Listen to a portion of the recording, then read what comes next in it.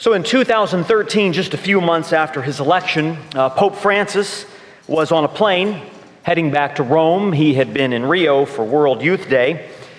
At the beginning of the trip, he told journalists that he was not real comfortable with doing interviews, and so he was setting their expectations so that they would not plan on him doing many of them. But on the flight home, he agreed to do a press conference in which he posed this rhetorical question: who am I to judge?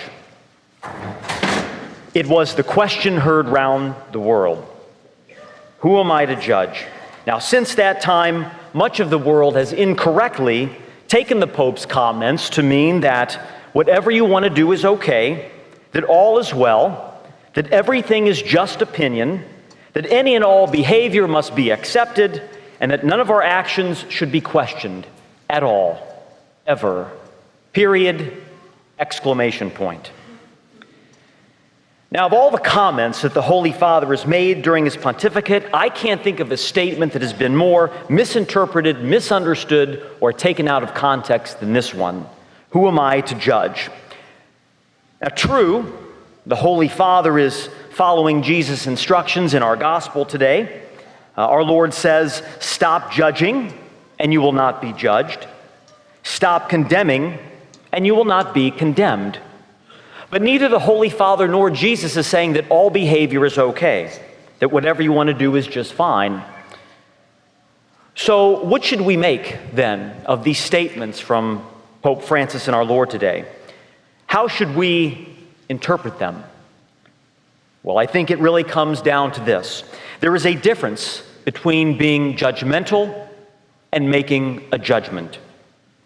Being judgmental and making judgments are not the same thing. They are two different things. You see, we don't want to be judgmental of anyone.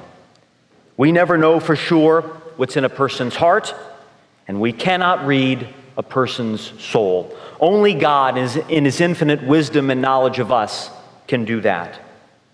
I cannot say that I am holier than you any more than you can say that you are holier than me, or your spouse, or your children, or your parents, or co-workers, or your next-door neighbor.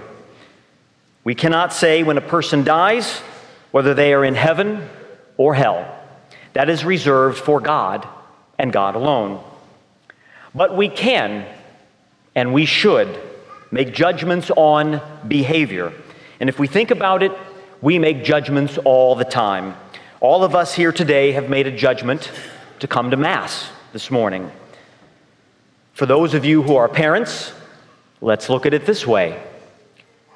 There are certain young men that you probably would not want your daughter to date.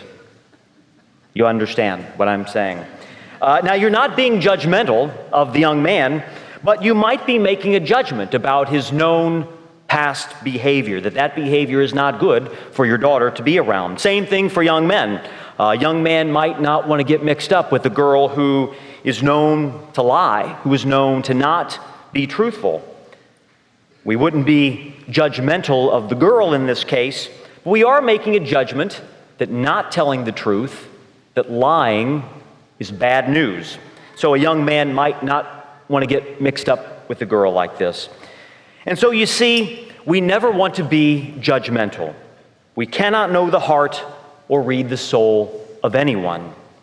But we can and we should make judgments on behavior. And so in the objective sense, we can say that stealing is wrong, that breaking promises is wrong, that making intentional false statements about another person is wrong, that using other persons for one's own benefit or one's own pleasure is wrong. We know from the Gospels that Jesus judged the behaviors of the Pharisees, and they loathed him, absolutely loathed him for it, so much so that they had him killed. Of course, Jesus forgave his enemies even while he was hanging there on the cross. And that can be a very difficult thing for us to do, to forgive, especially when people are mean or cruel to us. Jesus says in our gospel today to love your enemies, Do good to those who hate you. Pray for those who mistreat you. He doesn't say have no enemies. He doesn't say you have to like everyone. He doesn't say you have to be friends with everyone and you have to hang out with everyone. But we do have to love everyone. We do have to desire what is good and best for them. And of course, what is good and best for them is heaven. You see, that's the key, I think. Loving people that we don't particularly like means that we desire eternal salvation for them. Maybe it would be helpful for us to remember that all of us suffer to one degree or another from emotional or psychological or even spiritual woundedness. And so when people are mean to us, when they are cruel or harsh, very often they are operating out of that woundedness, whatever it may be. Sometimes things happen to a person that leaves them scarred, and so they operate out of this. This is not an excuse for bad behavior, just an explanation. Listen to what more of Jesus says here today. To the person who strikes you on one cheek, offer the other one as well. Now, Jesus is clearly calling for nonviolence in this. He's saying to respond nonviolently to an aggressor. But he's also saying that it's okay for us to stand our ground. He says, turn the other cheek. He doesn't say cut and run. A good example of this is a story that I heard about Mother Teresa. She was searching for food for a child, and so she had the child with her, and she went into a delicatessen and found the owner and asked the owner for some food for the child.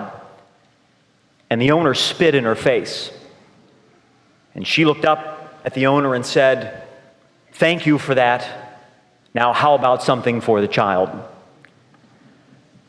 See, Mother Teresa responded nonviolently to this aggression, but she also stood her ground. And so while it's fair for us to say, accurate for us to say, that this man's behavior was appalling, we don't know what was going on in his life on that day. He was probably operating out of some wound. Maybe he was having a hard time keeping his business open. Maybe his wife had just left him. Maybe he just learned that he had cancer. Maybe he lost a child. We can make a judgment that this man spitting on Mother Teresa was pretty disgusting, crass, and just plain wrong. But we cannot be judgmental of him personally. And that's the difference.